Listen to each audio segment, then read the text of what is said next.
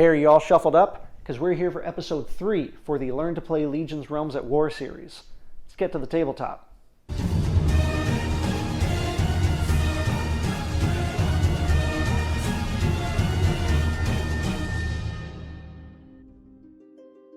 Alright, so we've been through all the basics of like deck building and what the different cards mean and all the crazy writing on the cards. Now we're actually getting to the tabletop. Before we actually get to flipping cards over, we got to set up the board. So let's go through that first. Now, before we go any further, I'm going to state this right now. This Learn to Play series isn't going to be every single nitty-gritty little detail. The object of these videos is to get you on the board and get you flipping cards. If you want a more comprehensive breakdown of how the game is actually played, I highly recommend checking out the link in the video description that goes through, like I said, all the little nitty-gritty phases as far as like special rules and how many armaments you can equip and certain weird proc abilities. We're not getting into that today. We're getting into card flipping. So let's start there. So displayed in front of you is what a Legions Realms at War board looks like. Do you absolutely need this to play? No. Does it help out a whole bunch? Yes. So I highly recommend going down to your local friendly game store and picking up one of these. They're not super expensive. They're like 25, 30 bucks depending on the sticker price, and it really helps the game move along. So if you picked up one of these playmats, half the job is already done for you, which is awesome. This is where your deck goes, your Warlord, your Veil, your Synergy. This is all part of the setup, and this happens before the cards start flying. So the last thing to do in setup is put on your counters.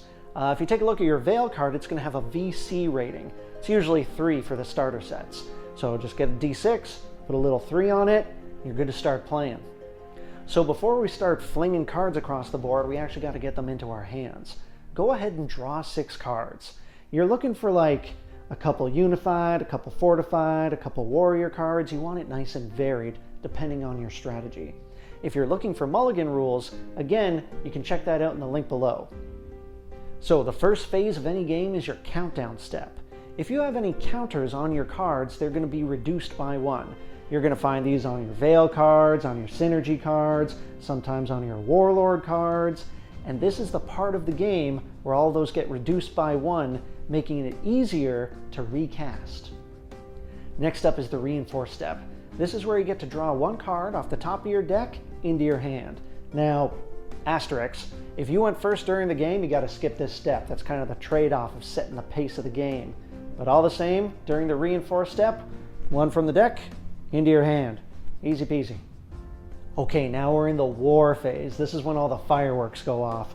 This is when warriors get conscripted and unified cards get played and fortified cards get set up. We're going to go through these one at a time because there's a lot to cover. Alright, remember in a previous video when we were talking about the difference between unified and fortified cards? Unified cards being like your one-time use magic spells, the abilities that stay on the board. You can play as many of these as you want in your war phase and just read what it does on the card and follow the card's instructions. It really couldn't be easier. Fortified cards, on the other hand, they get played this turn but activated during your opponent's turn. They're little traps. So you got to be a little sneaky with them. Play them face down, wait till your enemy acts in order to trigger them. So warrior cards act a little different. You can only conscript 1 of them from your hand onto the board during your turn. Only 1. Now notice how there's only 5 slots for warriors on that playmat? That means you can only have 5 warriors out at a single time. Now, there are abilities in your unified cards and your fortified cards and on your warlord cards and on your synergy cards that will let you conscript more than 1 warrior per turn. But from your hand, only 1. That's the rule. So when you're conscripting units or activating abilities, you might see something on your cards that says Bloodborne. This is very important. This Bloodborne cost is actually going to take health from your warlord. He's a currency unto himself. So if you have an ability that says Bloodborne of 10, that means 10 hit points have to be diverted onto your warlord. He pays for it with his own life. It's pretty ruthless. All right, so we've read through our unified cards and triggered all their abilities, we've set up some fortified cards as little sneaky traps, and we've put some warriors on our bench. Now it's time for combat. So unlike other competitive card games, in Legion's Realms at War, combat happens one at a time. You pick the warrior you want to fight with, you target the warrior you want to fight, and combat resolves.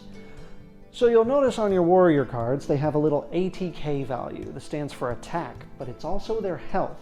So if you have an attack of 2 and your enemy warrior has an attack of 2, they're going to butt heads and end up in the discard pile. Now let's say you have an attack of 3 and they only have an attack of 2. Again, you're going to butt heads, they're going to end up in the discard pile, and you're going to be left over with the difference between the two numbers. In this case, 1. Now you only remain at 1 for the remainder of this phase. When the turn order switches, your warriors heal, and he'll go back to that big 3 attack power. Now in the previous videos, we mentioned that the way to win legions is to slay the enemy warlord. You've got to get them to reach that DCM, that damage counter max. Usually the way of doing this is diverting your warrior's attacks to the warlord itself. But hold up, pump the brakes. If the enemy warlord has warriors in front of him, you gotta clear those out first before you can get to the warlord. They're all tanking the hits for him. Combat can be absolute chaos between like fortified cards getting triggered, your warlord going crazy, your synergy popping off. But remember, if you just take a breath and read your card, it's all laid out there in front of you. The designers of this game have done a really good job of labeling everything that you need to know to play the game right on the cards themselves, so you won't have to rely on jackasses like me on the internet telling you how to play the game. The best way to learn is just to get to the table and start figuring it out. This is just a guideline, but it's not going to replace that human-to-human interaction of actually getting to the table and flipping cards with a good buddy. Finally, we're at our end phase. This really couldn't be easier. If you have any abilities that say trigger at end of turn, this is when they would trigger. Same for your opponent. If they have any fortified cards, those trap cards, that trigger at the end of the turn, this is when it would happen. Other than that, it's always customary to say, you know, pass turn, end turn, a little verbal agreement between you and your opponent to say, hey, I'm done, take your best shot.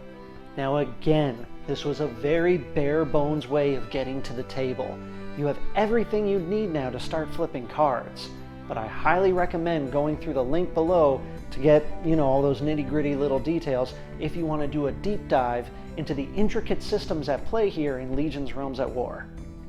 Once again, I'm Curly from the Devil's Bench. Thank you very much for joining me on this episode 3 for the Legion's Realms at War Learn to Play series. And what else is there to say?